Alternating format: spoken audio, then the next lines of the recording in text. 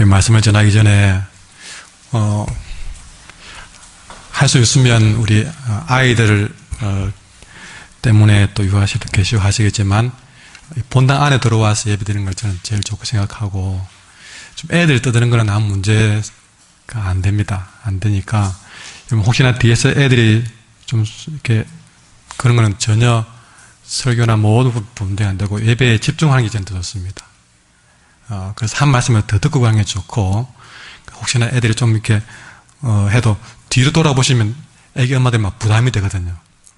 그러니까 뒤에 보지 마시고 딱 저를 보시고, 애기 엄마들도 가능하면 본당 안에 돌아오셔서 예배를 드리셔서 이렇게 한 말씀이라도 더 듣는 거, 그걸 제가 부탁을 드립니다. 할 수 없으면 제가 잠시 그러지만 예배에 집중하는 것, 거기서 애들이 울더라도 전혀 뒤에 저만 딱 보시면 됩니다.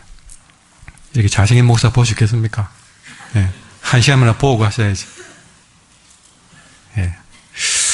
말씀을 증가합니다. 우리 말씀의 제목 읽어보겠습니다. 시작. 부활의 삶을 살아갑시다. 한 번 더 시작. 여러분, 오늘도 저는 부활에 관한 말씀을 들고 있습니다. 왜 그렇죠? 올해는 그냥 부활주일만 한번 딱 낮에 한번 전하고 보통 끝나지던데, 이상하게 올해는 부활주일 말씀을 벌써 지난주가 셋째 주인데도 부활의 말씀을 함께 나누고 싶어집니다. 하나님이 우리 한길교회를 위해서 그런 은혜를 주시고자 원하시는 것 같습니다.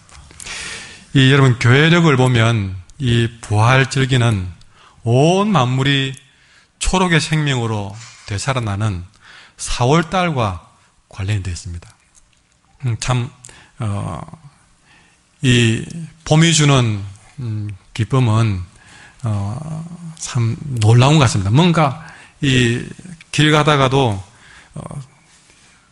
들과 산에 이렇게 푸르름이 팍팍 피어나는 모습 보면 저절로 막 감탄이 나와요. 감탄이. 예. 감탄이 나오는데, 그런 계절과 부활절, 전에 말씀드렸지만, 너무나 절묘하게 잘 어울린다.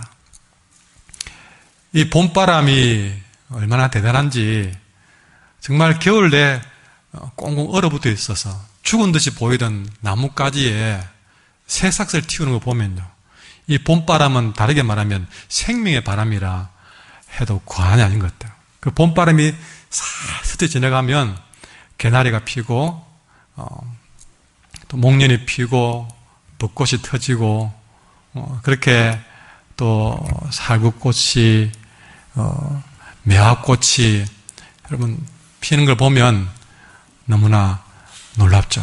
그래서 그 봄바람은 생명의 바람이다.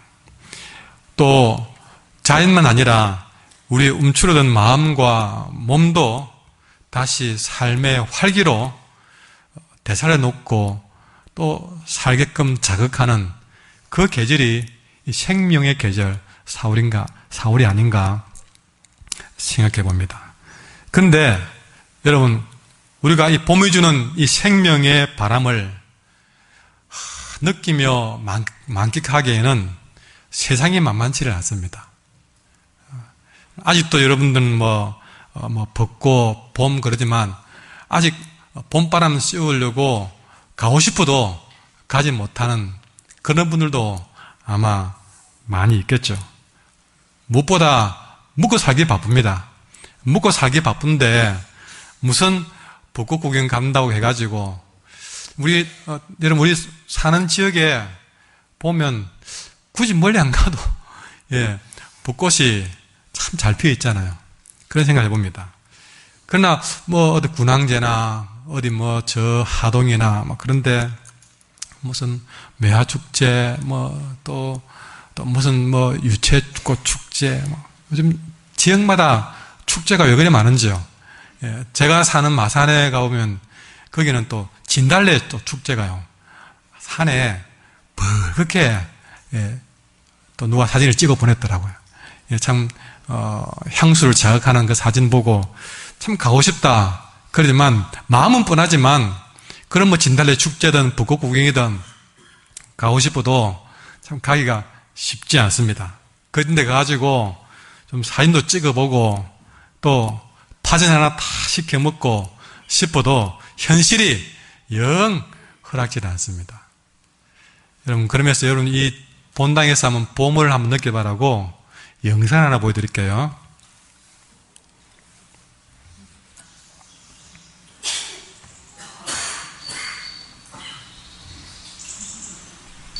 영상을 자세히 보세요.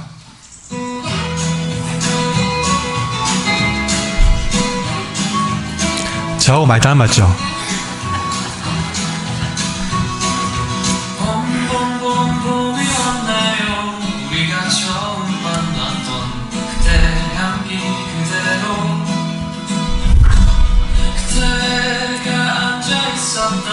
그 벤치 옆에 나무도 아직도 남아있네요. 살아가다 보면 잊혀질 거라 했지만 그 말을 하며 안 될 거란 걸 알고 있었어. 그대여 널 처음 본 순간 난 바로 알았지.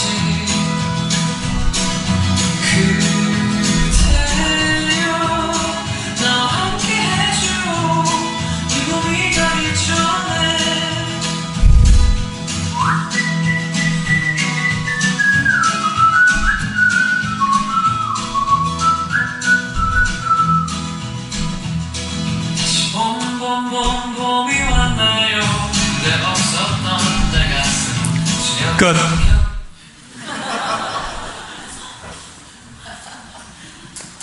아줌매들 표정이 영 말해. 그리 좋습니까? 예. 내를 보고도 그렇게 좋아요.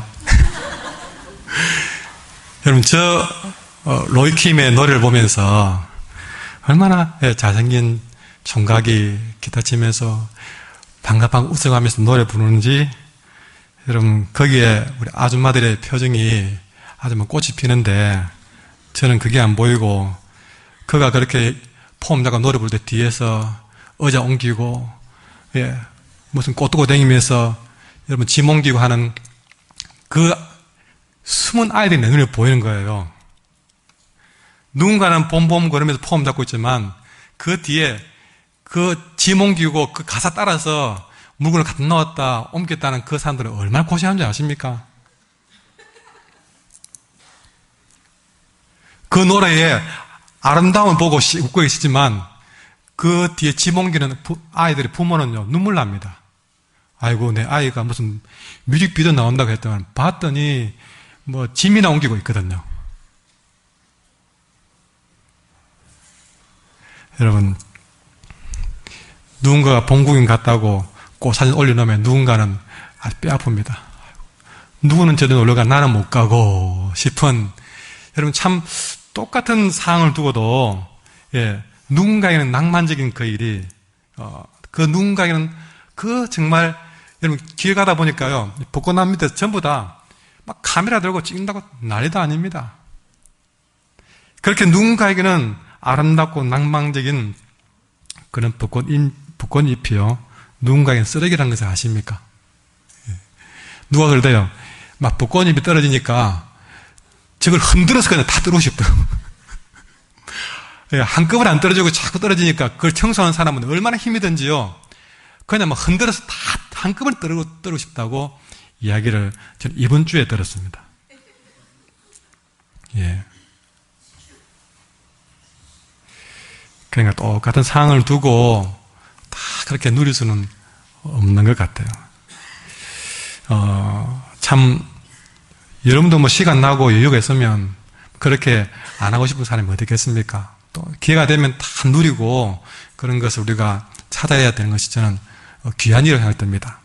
그러나 참 현실이 그렇지 못해서 때로는 그런 경우도 있다는 것이죠. 근데 무엇보다 우리 대한민국 사람들에게는 이 4월의 생명의 계절에 있어서 이 4월은 또 아픈 아픔의 기억으로 남아 있습니다. 벌써 우리가 잊은 듯 하지만 몇 번의 해가 바뀌어서도 2014년 4월 16일, 예,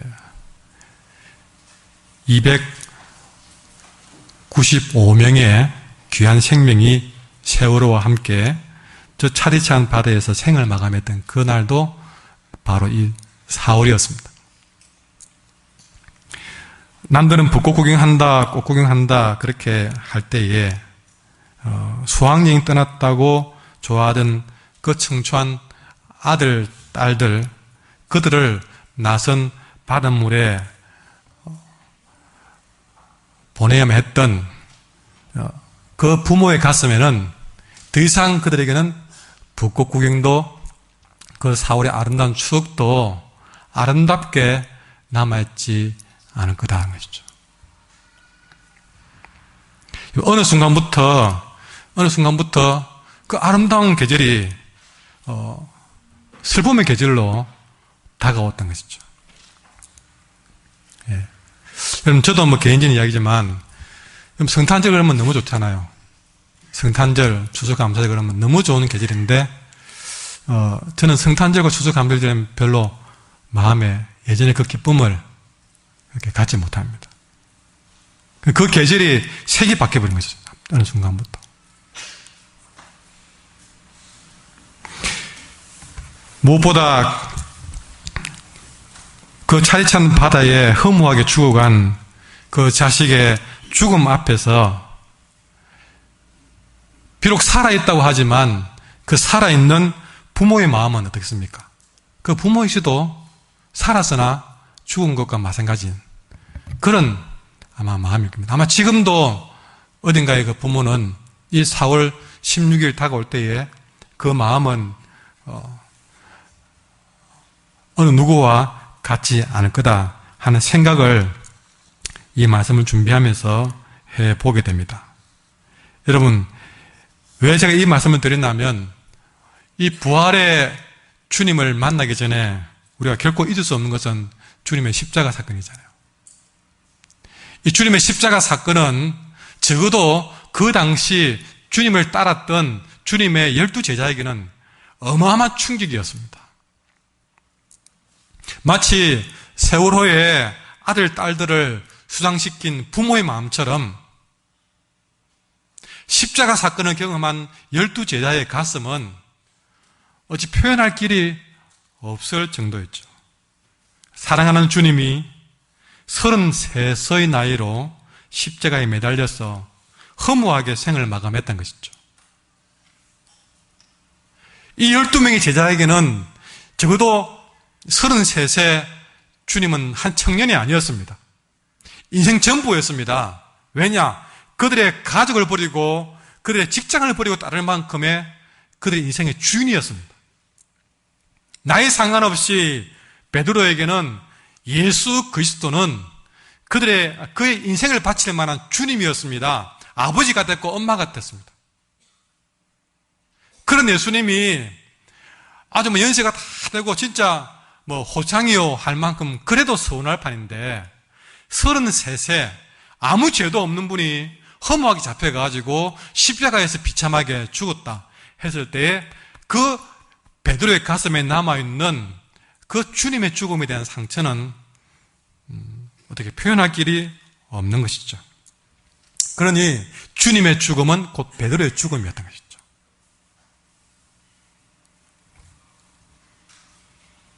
못다 살다간 그 주님을 생각해보면서 그를 따랐던 베드로는 내가 왜 살아야 되는가 하는 삶의 이유와 의미를 잃어버리는 순간이었습니다.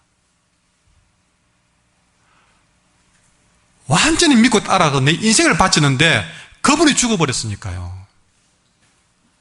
내 삶도 함께 없어진 것처럼 그렇게 베드로는 살아가야 될 이유를 잃어버린 것입니다.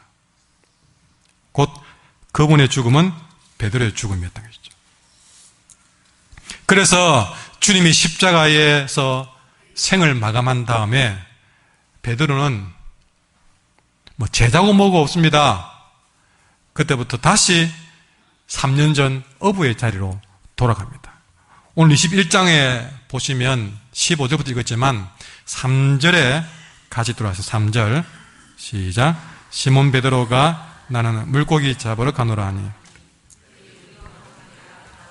나가서 배에 올라서는 그날 밤에 아무것도 잡지 못하였더니. 아멘. 어부가 물고기 잡는 게 뭔 대수겠습니까? 그러나 이거는 예사로 봐서 안 되는 거는 베드로는 평생 어부로 살아왔다가 주님 만나면서 그 어부의 직을 버렸습니다. 그걸 그물 짓는 것을 버리고 어부의 일을 버리고 주님을 따랐던 인생이잖아요. 그랬던 베드로가 다시 어부로 돌아왔다. 이 완전한 실패를 말합니다. 완전한 실패를 말해요. 그래서 3절에 나는 물고기 잡으러 가노라 하는 말이 굉장히 서글프게 와닿는 부분입니다. 여러분, 때로는 직장에 나갈 때에 혹시 여러분의 마음이 이런 마음은 아닌가 생각해 봅니다. 저는 아직도 어릴 때에 새벽녘에 잠이 덜 깬 상황에서 저희 아버지 식사를 하시는 모습이 눈에 생생하거든요. 별로 불도 안 켜지는 그런 컴컴한 방에서 그냥 국 하나 얼려놓고 밥 한 그릇 드시는데 뭐 드시는 것도 아니고 그냥 막 말다시피 마시다시피 해서 밥을 식사를 하시는데 그리고 그냥 그렇게 나가시는 거예요. 근데 제 느낌에도 굉장히 나가기 싫은 느낌이 들었어요. 새벽에 그 추운 날 노가다 하시는데 특히 거짓날 뭐 회사 일하는 데서 밤늦게 술 드시고 들어오셔가지고 부두에서 하역 작업 하시거든요. 그러면 어마어마한 원목들로 저 동남아에서 가져온 원목들이 들어옵니다. 막 말도 못하는 원목들을 배에서 하역하고 하시다가 그 원목들이 막 줄이 끊어지게 가지고 뭐 몇 명이 깔려 죽는다든지 그런 일이 생기죠. 그러면 그런 사건을 보고 오면 굉장히 충격이 되는 거야. 막 술 드시고 거의 막 이렇게 걷지를 못하는 정도 드시고 오시거든요. 그 일이 남의 일 같지 않으니까. 그래 놓고 또 그 다음날 그런 현장에도 가야 되는 그 발걸음이 너무 무거우시겠다는 생각을 강하게 받았어요. 그런 말씀은 안 하시는데 밥을 밀어 넣다시피 밀어 넣고 정말 마지 못해서 나가시는 그런 느낌을 저는 잊을 수가 없거든요. 지금 베드로에게도 그런 인상을 받습니다. 나는 물고기 잡으러 가노라. 근데 베드로만 그런 게 아니었습니다. 다른 제자들도 베드로가 가니까 3절에 보면 이런 말을 했습니다. 우리도 함께 가겠다. 그렇게 합니다. 역시 이것도 친구야 같이 가자 그게 아니고 베드로만 그런 것이 아니라 이 나머지 제자들도 마음에 지금 방향을 잃어버렸어요. 내가 뭘 해야 될지 모르는 상황이 보여집니다. 그러니까 거기서 베드로가 물고기 잡으러 간다니까 뭐 그거라도 해야 되겠다 하고 그냥 빨려 나간 듯한 그런 인상을 3절에서 보여준 것입니다. 이들 모두는 다 대부분이 어부들인데 어부 전문가들이 3년은 지났더라도 그것도 전문가들인데 그런 그들이 함께 배에 올랐는데도 마음 상태가 뭐 진짜 뭐 강렬한 어부로서의 그런 열정을 가지고 한 것이 아니고 어떻게 할까 뭐라도 해볼까 하는 방향을 잃은 마음에서 나간 발걸음이라서 그런지 그들은 그날 밤이 되어도 아무것도 잡지를 못했던 것이죠. 아마 물고기 잡으러 배에 타고 바닷가에 나와놓고도 아니면 낚시를 들이우고 그물을 던져놓고도 그냥 그물만 쳐다본 건 아닌가 생각이 들 정도입니다.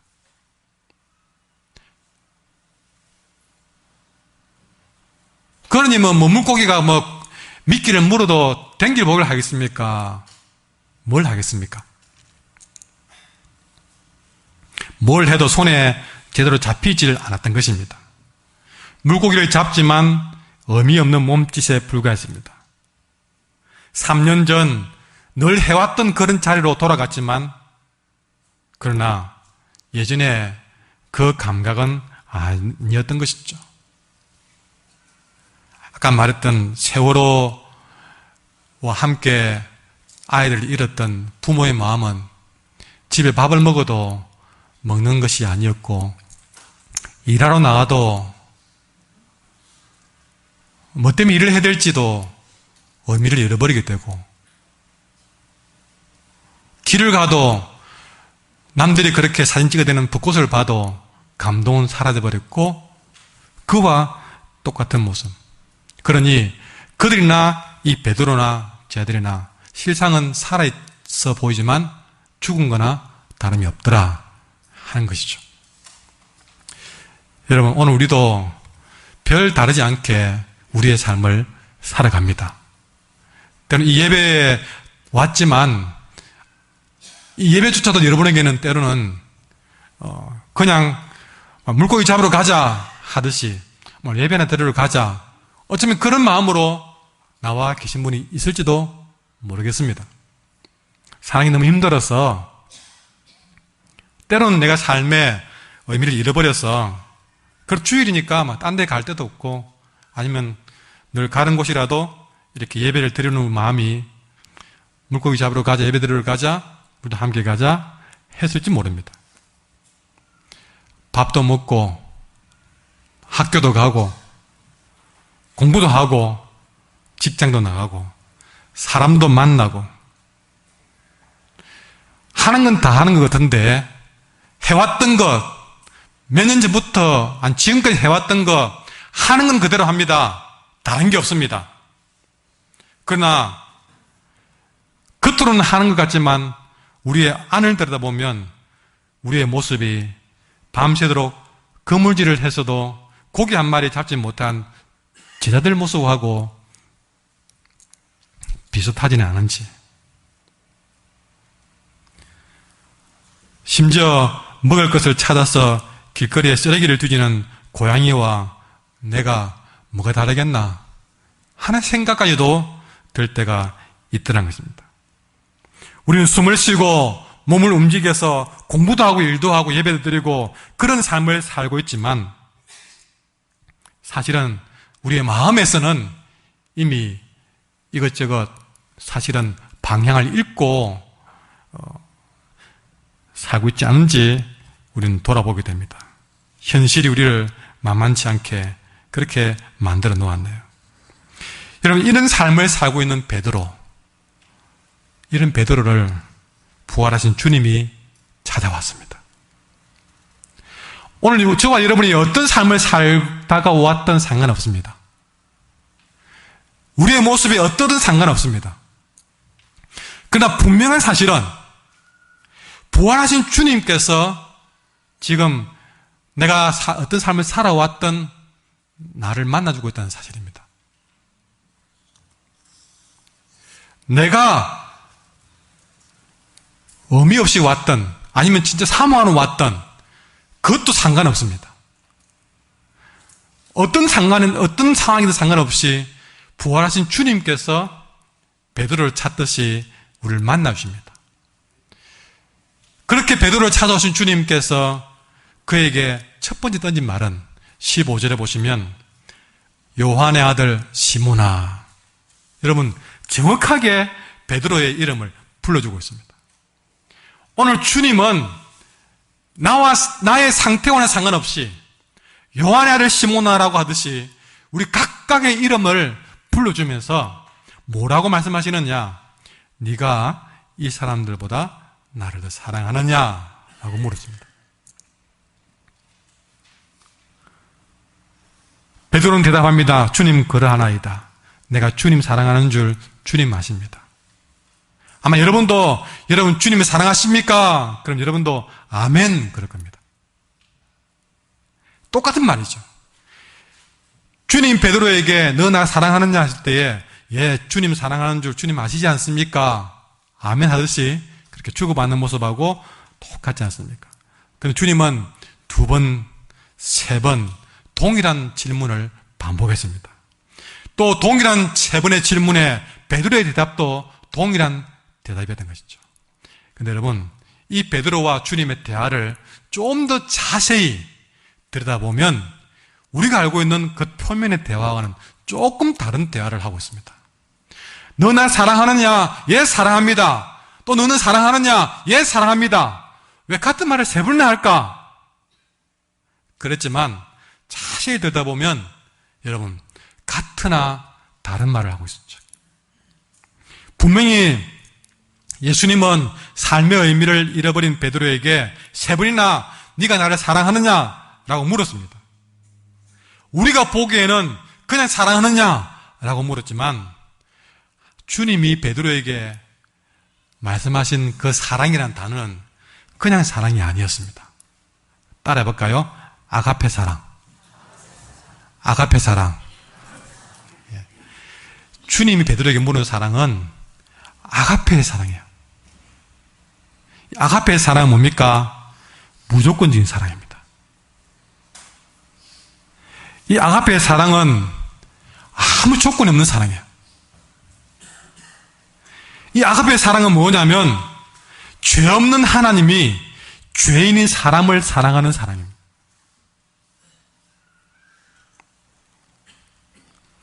사랑할 수 없는 자를 정말 사랑하는 사람처럼 대하는 사랑, 사랑하지 않아도 되는 사람을 정말 가슴 아프게 사랑하고픈 그런 사람처럼 사랑해주는 사랑, 원수까지도 가리지 않는 사랑, 그것이 바로 아가페의 사랑이에요. 그리고 우리 주님이 베드로에게 물은 사랑은 너는 다른 사람들보다 나를 그런 사랑으로 사랑하느냐 물은 것입니다. 그러나 베드로가 예 주님 사랑합니다 라고 말했지만 베드로의 대답은 주님 말한 아가페의 사랑이 아니었어요. 베드로의 사랑 고백은 아가페가 아닌 필데오의 사랑이었다. 그는 어떤 내가 그 사람을 사랑할 만한 조건이 되면 사랑할 수 있는 조건이 있는 사랑이었어요. 사랑할 만한 사람을 사랑하는 건 그건 아가페가 아니고 필데오의 사랑입니다. 아가페는 사랑스러운 일을 안 해도 사랑하는 거지만 필데오는 사랑할 만한 일을 해줘야만이 느끼는 사랑이에요.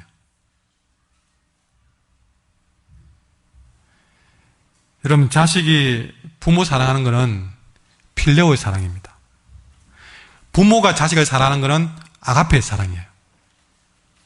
부모는 자식을 아무 이유 없이 사랑합니다.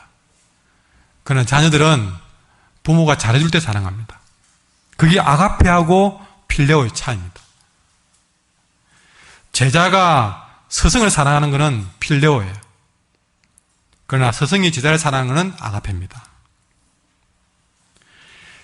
주님은 베드로에게 아가페 사랑을 질문했을 때에 베드로는 필데오의 사랑으로 대답을 한 것입니다. 근데 여러분, 우리가 여기서 아가페 필데오 떠나서 첫 번째, 두 번째는 똑같은 말의 질문입니다. 주님이 아가페 그러니까 베드로는 필데오 그랬고요.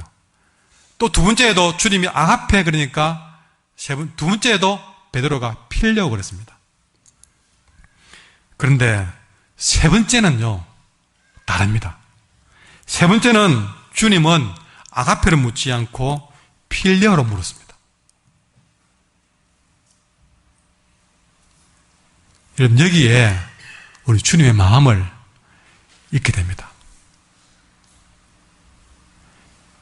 한번 따라할까요? 눈높이 사랑. 한 번 더. 눈 시작. 눈높이 사랑. 첫 번째와 두 번째는 아가페를 물었습니다. 근데 계속 베드로가 필데오 얘기하는 거예요. 그러니까 세 번째는 아예 주님이 스스로 자기를 낮추어서 필데오 그래버립니다. 아가페로 물을 때는 베드로가 도무지 자기는 아가페로 주님을 사랑하면 무조건 못 사랑하거든요. 자기 사랑은 아무리 잘하고 싶어도 주님만큼 안 되잖아요. 그러니 아무리 주님이 너 아가페를 사랑하니까도 아가페 사랑한다는 말을 할 자신이 없는 거예요. 그러니 베드로는 나는 주님을 사랑한다고 그러지만 주님만큼 사랑하지는 못합니다. 내 사랑은 이것밖에 안 돼요 라고 밖에 안 했습니다.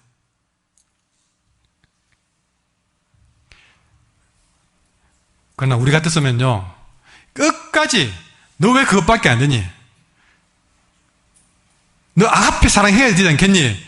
라고 해야 되는데 아니요. 우리 주님은 세 번째는 질문마저도 아가페란 말을 벗어버리고 베드로가 부담 갖는 것 안 갖도록 벗어버리고 아예 필요라고 물어버립니다. 여러분, 질문조차도 우리 주님은 베드로의 마음을 헤아리고 있습니다. 베드로에게 눈높이를 맞추고 있습니다. 그래서 지금 주를 향한 베드로의 사랑이 아가페든 필요든 상관이 없는 겁니다. 지금 베드로의 사랑이 주님을 향해서 무조건 사랑하는 것, 그게 아니어도 괜찮다는 것이죠. 그저 어떤 시기든 그것이 아가페든 필요든 이만큼이라도 주님을 바라보는 마음이 있고 주님 사랑하는 마음이 있다면 된다. 그런 마음을 보여준 것입니다. 여러분, 부활의 주님은 이런 분입니다. 베드로가 도무지 필요라는 말밖에 하지 못하는 그런 나약한 모습으로 있을 때에 그 베드로의 마음을 부담스럽지 않도록 만들어주기 위해서 아가페랑 묻지 않고 자기를 완전히 죽이고 낮추어서 필레오라고 물음으로써 베드로가 자기의 눈높이와 같이 되도록 만들어주는 것.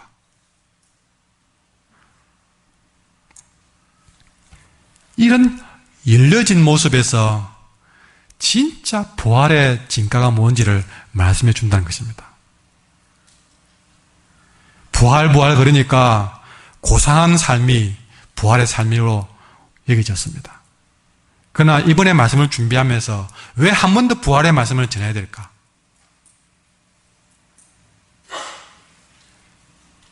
그런데 오늘 세 번째 부활의 말씀은 저 하늘 높은 곳에 고상한 곳이 있지 않고 정말 우리가 늘 살아가는 낮고 천한 이 땅에 부활의 삶이 있다는 것을 하나님 보여주셨습니다. 내 삶에서 부활의 삶을 산다는 건 뭘까? 물론 생명의 승리 또 사랑의 승리를 이루는 것도 중요하지만 오늘은 우리에게 또 다른 부활의 삶이 있다는 것을 주님 말씀해 주시는 것입니다. 그것이 바로 오늘 주님이 베드로에게 우리가 눈치채지 못할 정도로 아주 몰래 보여주신 그 모습에서 답이 있다는 것입니다. 질문마저도 아가페를 하지 않고 세 번째는 베드로가 전혀 부담스럽지 않도록 필레오라고 물어주는 거기에 답이 있다는 것입니다. 여러분, 베드로는 아직도 주님의 아가페 사랑을 다 이해하지 못했습니다. 아니, 누가 이해를 할 수 있겠습니까? 우리가 어찌 부모의 사랑을 다 안다고 할 수 있겠습니까? 내가 부모가 되어봐도 부모의 사랑도 다 우리는 안다고 그러지만 모르는 거예요. 부모의 사랑도 모르지만 주님의 큰 사랑을 우리가 어찌 다 이해할 수 있겠습니까? 베드로 낭만하면 안 됩니다. 베드로는 아가페 사랑을 이해할 수 없는 존재입니다. 3번 물었지만요, 1000번 만번 물어도 베드로는 필레오라고 답할 수밖에 없는 그런 연약한 인간입니다. 그런데 여러분, 우리 주님은 그런 베드로를 바꾸려고 하지 않았던 것이죠. 오히려 주님이 바뀌어버렸습니다. 두 번째까지 가셨다가 세 번째에는 베드로를 바꾸지 않고 주님 자신을 바꾸어서 아가페라는 질문을 버리고 필레오라고 물으신 것입니다. 베드로가 어떤 상태에 있든지 우리 부활의 주님은 거기에 좌우되지 않았습니다. 자기 자신이 바뀌어서 자기 자신을 낮추어서 베드로의 눈높이를 맞춤으로써 베드로와 주님이 하나가 되었습니다. 여러분, 탕자에 비유해 보시면요, 탕자가 아버지를 버리고 먼 나라 도망갔다가 완전히 탕진해 버렸습니다. 이 탕자는 아버지 품이 그리워서 아버지에게 돌아옵니다. 완전 거지 중에 상거지가 되어가지고 돌아옵니다. 그렇게 탕자가 아버지 품으로 돌아왔을 때에 그 아버지는 돌아오는 탕자를 보고, 우리는 어떻게 말했겠습니까? 네 모습 보니까 네 그럴 줄 알았다 그랬습니까? 탕자의 비유는 그러지 않았습니다. 너 내 재산을 그렇게 많이 가져가더니 얼마나 남겨놓았니? 묻지도 않았습니다. 그 탕자가 아버지 품에 돌아올 때에 얼마나 남겨놓았는지도 묻지도 않았고, 이 탕자가 아버지를 얼마나 생각했는지도 묻지 않고, 그저 살아서 돌아와 준 것만으로도 기뻐하면서 이 아버지는 두 팔을 벌리고 달려가서 그 아이를 안아주고 잔치를 베풀어 준 것이죠.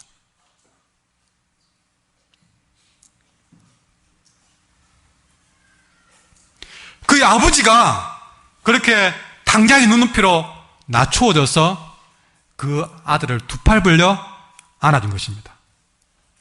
여러분, 놀랍게도 그 모습이 얼마나 아름답고 향기가 나는지요. 그것이 바로 부활의 모습입니다.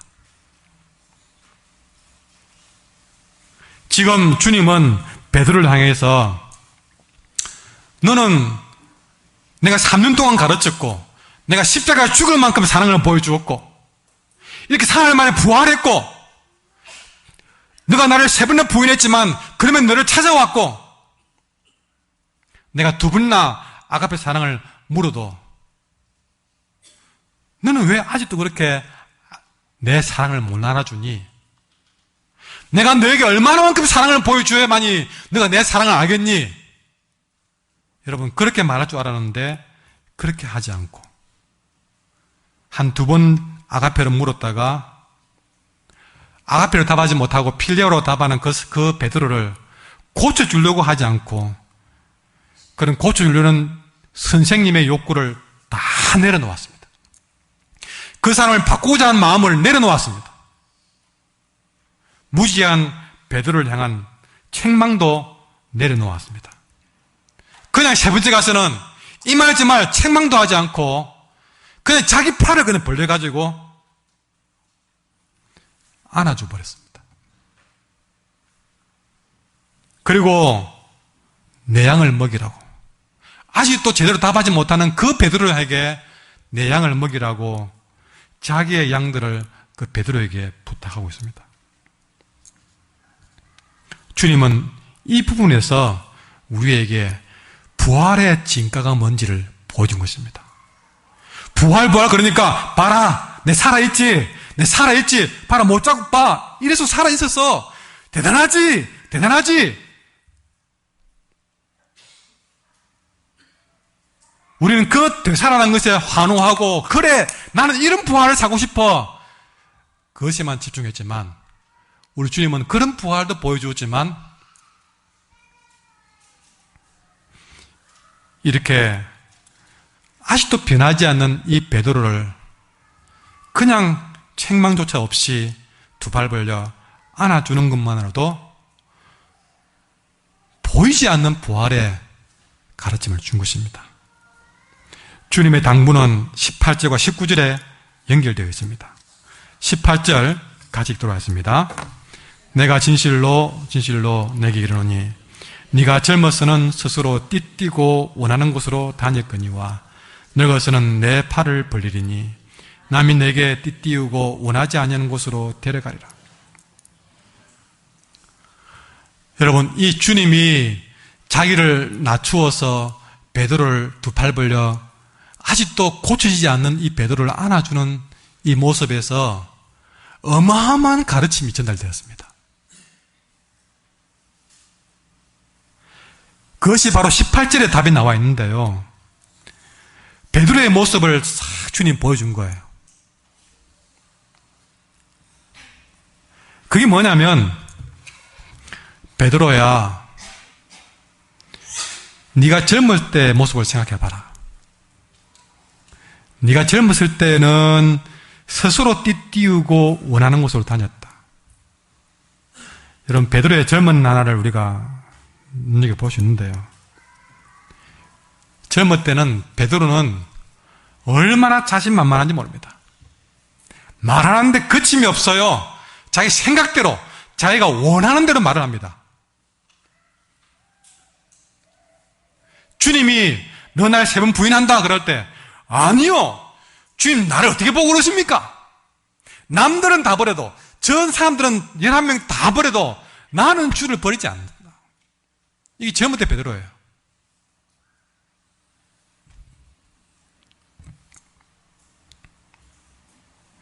내가 생각하는 대로 살 수 있다는 생각이 들었습니다.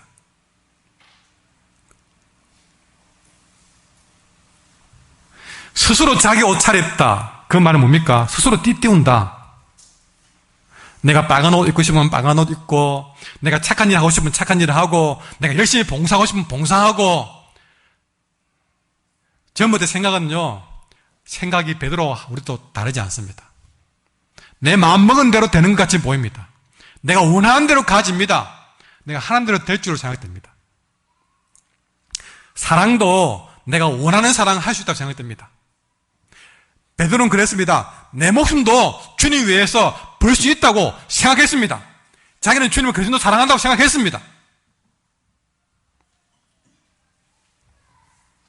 자기도 주님처럼 아가페 사랑을 할 수 있다고 생각했습니다. 그러나 살아보니 안 되거든요. 얼마 전까지 나는 주님 안 버린다고 했는데 하루도 안 지나서 말도 안 되는 소녀 앞에서 주님을 3번이나 부인하고 말았습니다. 나는 절대 그걸 안 산다고 생각들었는데 알고 보니 나는 너무나 비겁한 인생이었어요. 어쩌면 베드로 스스로 생각할 때는 정말 자기는 주님을 버리지 않을 사람으로 봤습니다.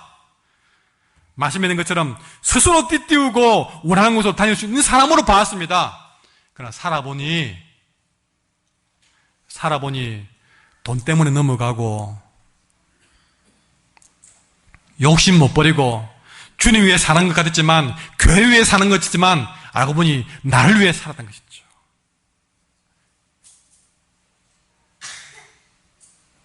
그것이 베드로의 젊을 때 사랑이었습니다. 여러분 40이라 그러면 불혹이라고 그러잖아요. 뭐 뜻은 정확히 몰라도 유혹에 그렇게 흔들리지 않는다고 그러는데 저만 그러니 그게 아니대요, 본께네요. 여전히 40이 되어도 유혹 앞에 넘어지고 자빠지고 50은 제가 알기로는 지천명이라고 그러는데 제가 이해를 했는지 모르지만 지천명이라고 하면 하늘의 지혜를 깨닫는 나이다.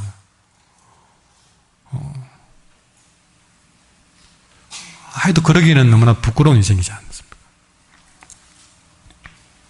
그래서 중요한 거는 이번 주에도 제가 말씀을 이걸 준비해 놨는데 우연치 않게 또 주고받는 이야기가 또 살아온 얘기를 하더라고요. 뭐 10살 때 본 세상이 다르고 뭐 20살 때 본 세상이 다르고 뭐 그런 얘기 하는 게 쏙 웃었습니다. 아이고, 내가 설교 준비하고 있는데 똑같은 그런 얘기를 하네. 20대 때 못 보던 얘기들을 뭐 사다리 얘기하면서 한 계단 한 계단 올라가면서 이제 40대 50대 되니까 젊을 때 못 보던 얘기들은 이제 50이 되고 60이 되니까 새롭게 보이기 시작하다는 것이죠. 인생에 조금씩 눈이 뜨거워하더라는 것이죠. 그런 얘기를 한 것입니다. 그냥 쪽으로 웃었죠. 여러분 오늘 베드로에게 말한 것처럼 젊을 때 사랑 다르고 나들어가면서 노년의 사랑이 다르더라. 철없이 살 때 사랑 다르고 철들고 나서 보니 어느 날 젊을 때 하지 못하던 사랑을 철들고 나니까 그때 하지 않은 사랑을 원치 않는 사람도 어느 날 사랑하는 모습을 보게 되더라고요. 살다 보니 세상이 내가 원하는 대로 사는 게 아니라는 것을 깨닫기 때문에 그렇게 바뀌어져 가는 것을 느끼는 것입니다. 오늘 베드로가 자기 자신을 봐도 그렇습니다. 젊었을 때는 얼마나 당당했던지요. 그러나 나이 들면서 또 주님의 십자가와 부활 사건을 경험하면서 여러분, 고난은 우리를 시인으로 만들고 고난은 우리를 철들게 만들어서 결국 그렇게 철이 든 다음에 인생 채찍과 사람 막대기를 통해서 점점 철이 들어가면서 우리의 생각에 변화가 오기 시작하는 것이죠. 마치 봄바람에 싹을 틔우듯이 전에 하지 않던 생각들이 철이 들어가면서 그렇게 싹이 트고 꽃이 피는 것입니다. 무엇보다 이상하게 나이 들어가며 철이 들어가면서 우리 움츠렸던 팔이 조금씩 점점 더 펴지는 모습을 보게 되는 것이죠. 전에는 아가페, 그러면 아가페로 답을 주어야만이 직성이 풀리던 인생. 내는 아가페 사랑을 주는데 상대방이, 남편이, 자녀가 아가페 사랑을 주지 않고 필요의 사랑으로 답을 하면 그 실망이 되고 원망이 되고 분노가 되어서 나는 저 사람을 이렇게, 남편을 내가 평생 얼마나 아낌없이 사랑했는데, 내가 저 자녀를 위해서 얼마나 아낌없이 사랑했는데 저 자녀가 나에게 필요밖에 안 된다. 그럼 그게 실망이 되어서 좌절하고 내가 살아도 산 것이 아니요, 그렇게 좌절해 있는데,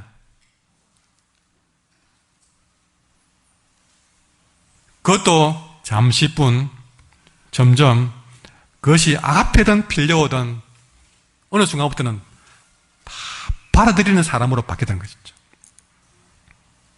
내가 아가페를 주고 그 사람이 필요로 주더라도, 아니 필요조차 안 주더라도 이제는 받아들이는 마음으로 바뀌게 되는 것입니다.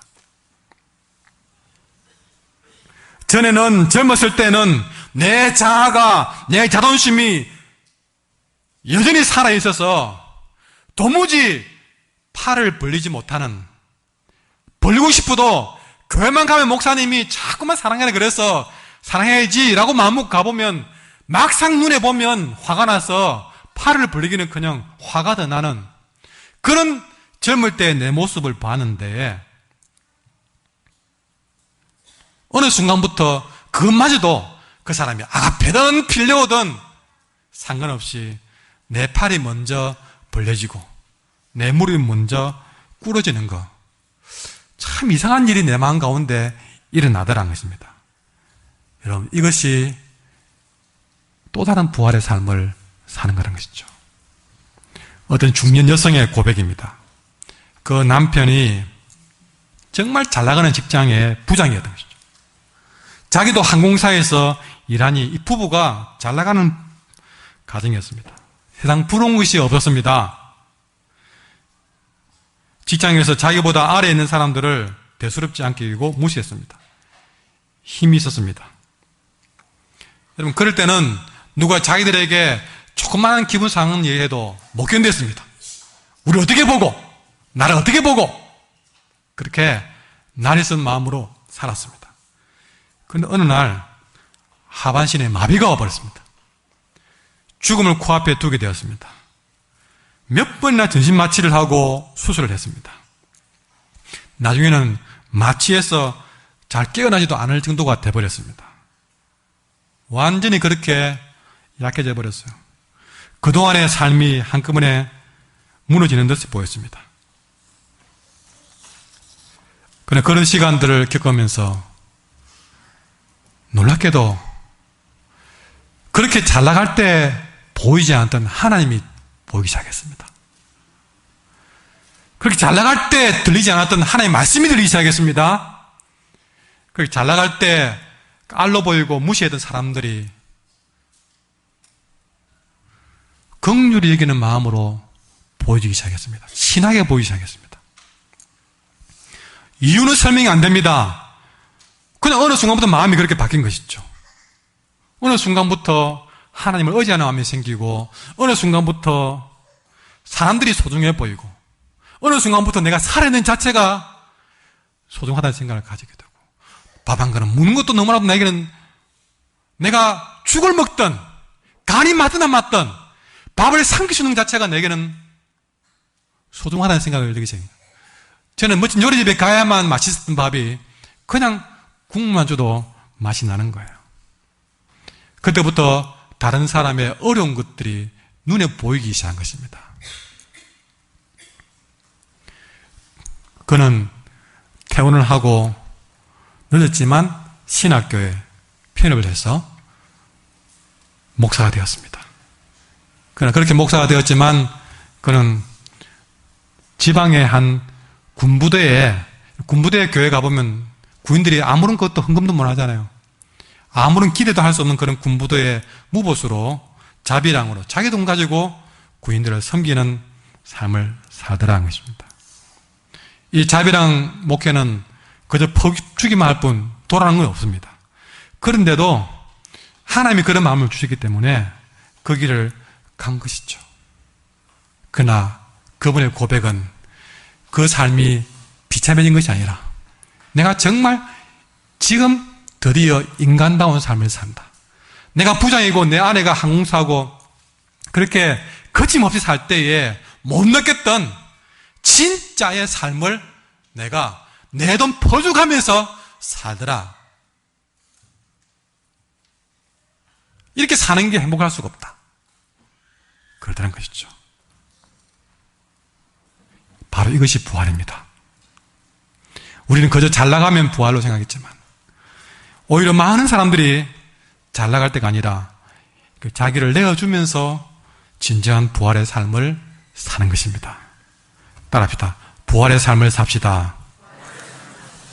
여러분 사도행전 9장에 보면 그때까지 엄청나게 잘 나가는 사람이 있었습니다. 그는 바로 사도 바울이었습니다. 이 사울이라는 이름으로 살 때는 정말 배운 것도 많고 배경도 좋고 열정도 누구 못지 않았습니다. 정말 잘 나갈 때의 사울의 모습은 참으로 무시무시했습니다. 잘 나갈 때 사울의 모습은 핍박자였습니다. 교회와 예수 믿는 사람들을 앞장서 핍박하던 그런 삶을 살았습니다. 자기가 하는 일에 당당했습니다. 나는 어려운 일을 하고 있다고 생각했습니다. 그러나 그런 잘 나가던 사울이 다메섹에서 거꾸로 지고 잘 나가던 옛 시대의 사울은 다메섹에서 죽어버렸습니다. 그리고 바울이란 새로운 이름으로 거듭났습니다. 근데 여러분, 이 사울이 바울로 바뀔 때에 여러분 이 사울이 젊을 때에 잘 나갈 때 살았을 때는요, 바울이 살아있고 바울이 죽지 않았을 때에는 어떤 모습이었느냐? 전부 자기 눈에는 죽일 놈들이었습니다. 예수님도 죽일 놈이었습니다. 그렇게 자기가 살아있을 때의 사울의 눈에는 스테반도 마땅히 죽일 놈이기 때문에 스테반이 자기 눈앞에 돌 맞아 죽어도 그는 웃으면서 쳐다봤습니다. 너는 죽음 마땅해. 심지어는요, 자기 눈에 안 보이는 저 멀리 있는 다메섹에 있는 그리스도인까지도 내가 도시락 싸들고 들어가서 죽여야 될 사람으로 생각했습니다. 언제요?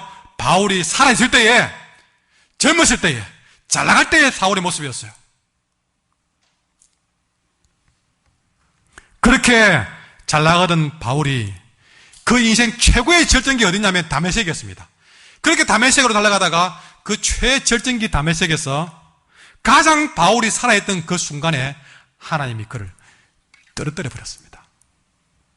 근데 그 순간부터 이 바울은 사도행전에 보면 어떤 말을 기록하고 있냐면 그 순간부터 이 바울은 지금까지 듣도 못했던, 보지도 못했던 빛을 봤습니다. 한 번도 못 봤던 빛을 봤습니다. 그 다메섹에서 생각지도 못한 소리가 귀에 들렸습니다. 생각지도 못한 예수님을 만났습니다. 그거를 만났는데 그가 아니나 다를까 사울아 사울아 나는 내가 핍박하던 그 예수다. 내가 핍박하는 예수를 만난 것입니다. 사흘 동안 죽은 듯이 사람들의 손에 끌려다녀 보지도 못하고 사흘 동안 먹지도 못하고 마시지 못하는 삶을, 완전 죽은 삶을 살았습니다.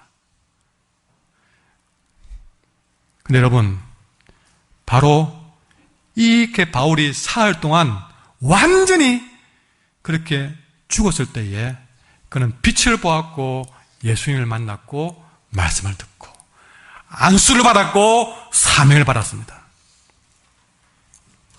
바울의 부활의 시작은 그가 죽음으로부터 시작이 되었습니다.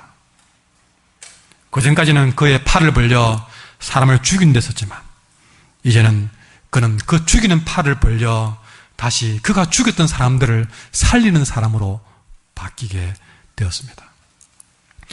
도무지 그 팔을 벌려서 예수님을 품지 못하던 자가, 도무지 그 팔을 벌려서 예수 믿는 사람들을 품지 못하고 죽이던 자가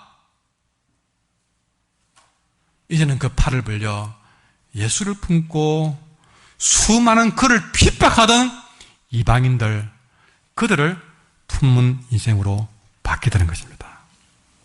오늘 말씀만 보더라도 19절에 이런 말씀을 남겨놓았습니다. 18절의 말씀을 하신 것은 19절에 보시면 베드로가 어떠한 죽음으로 하나님께 영광 돌릴 것을 가리킵니다. 여러분, 베드로가 어떠한 죽음이라는 말은 십자가를 지는 것도 말하지만 또 다른 죽음을 말합니다. 지금까지는 베드로가 살아서 자기를 죽이지 못하고 살았지만 이제는 모든 사람들 앞에 자기를 낮추고 죽이는 그러한 죽임으로 하나님께 영광 돌리는, 진짜 그가 죽음으로 부활의 삶을 사는 그런 영광을 돌리겠다고 말씀하신 것입니다. 이제 드디어 베드로가는 그전까지는 다른 사람 눈에 안 보였습니다. 오로지 내 의성, 내 열정, 내 사랑, 그만 봤습니다. 그러나 주님이 자기 앞에 죽어지는 모습을 보고 나도 그분 따라서 드디어 어떠한 죽음으로 죽어지는 순간 이 베드로의 눈에 드디어 전에 보이지 못하던 다른 사람이 눈에 보이기 시작했습니다. 여러분, 오늘 본문 보시면요, 이 베드로의 눈에 제일 먼저 눈에 띈 사람이 20절에 보십시오. 베드로가 드디어 나 외에 다른 사람을 보기 시작한 순간부터 베드로가 돌이켜 예수께서 사랑하시는 그 제자가 따르는 것을 보니 요한에 보였습니다. 놀라운 일입니다. 그전까지는 자기만 봤는데 드디어 이 베드로가 옆에 요한 걱정을 하고 있는 겁니다. 전에 같았으면 여전히 다른 사람 몰라도 나는 이렇게 하겠다고 했던 베드로가 아니고 이제는 다른 사람 신앙 걱정 먼저 하고 있는 겁니다. 여러분, 이거는 베드로가 볼 때는 죽은 거지만 이것은 바로 베드로가 다시 부활의 삶을 사는 겁니다. 젊을 때는요, 죽는 것이 죽도록 싫습니다. 내 자존심 깨지고 내가 낮추는 것이 죽을 만큼 싫습니다. 그러나 어느 순간 그것도 죽을 수 있다 생각이 드는 순간부터 알고 보니 내가 죽은 줄 알았는데 내가 사는 길이다. 그랬죠. 부활의 계절, 우리는 그저 되살아나는 것만이 부활인 줄 알았는데 오늘 주님은 죽는 것도 부활임을 깨닫게 해주었습니다. 도무지 벌려지지 않는 내 자존심 하나로 벌려지지 않던 내 두 팔이, 내가 죽어서 두 팔이 벌려지는 것, 그것이 죽는 줄 알았는데 그것이 부활이더라는 것이죠. 예수님은 33살의 꽃다운 나이에 죽었습니다. 그러나 그는 헛된 죽음이 아닙니다. 그는 33년의 세월이지만 후회 없는 삶을 살았습니다. 왜? 자기에게 주어진 삶을 다 살았기 때문에. 그것이 극한 고통이었고 아픔이었더라도 그는 자신에게 주어진 삶을 다 살았기 때문에, 그리고 십자가에서 온전히 죽을 수 있었기 때문에 여러분, 주님의 죽음은 나중에 기쁨의 소식이 될 수 있었던 것입니다. 적어도 주님은 우리에게 세상과 모든 사람을 위해서 내가 죽어서 모든 사람을 살릴 수 있는 길을 갔기 때문에 주님의 죽음은 헛되지 않았습니다. 우리도 우리의 죽음은 헛되지 않을 겁니다. 내가 죽어서 세상과 다른 사람을 향해서 내가 죽어서 두 팔 벌려 내 삶을 살 수만 있다면, 그럼 죽는 것이 아니라 사는 길이다. 오늘 우리는 내가 살아야 될 삶을 살아야 되는데, 그게 뭡니까?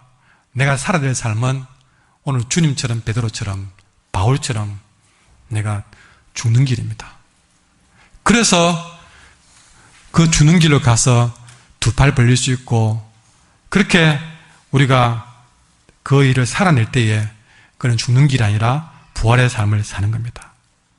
그 부활의 삶을 살아내기 위해서 오늘 우리는 나를 더 죽이고 두 팔을 더 벌려서 내 삶을 온전히 세상에 더 내어주는 삶을 사는 거, 그건 죽는 게 아니라 사는 길인 것이죠. 지금 우리가 살아있는 것이 얼마나 소중한지, 내가 숨을 쉬는 것이, 내가 만나는 것이, 내가 말하는 것이, 내가 봉사하는 것이 지금 이 순간이 내게 얼마나 소중한지 모릅니다. 우리는 다음에 잘하려고 하지 말고 지금 내가 사는 이 소중한 시간에, 숨 쉬는 이 순간에 사랑을 해내야 할 것입니다. 지금 이 사랑 가운데서 우리는 나를 죽여 두 팔을 벌려 십자가의 사랑을 살아낼 때에 그것이 부활의 삶을 사는 길인 줄 믿습니다. 이 말씀 생각하면서 함께 찬양하겠습니다.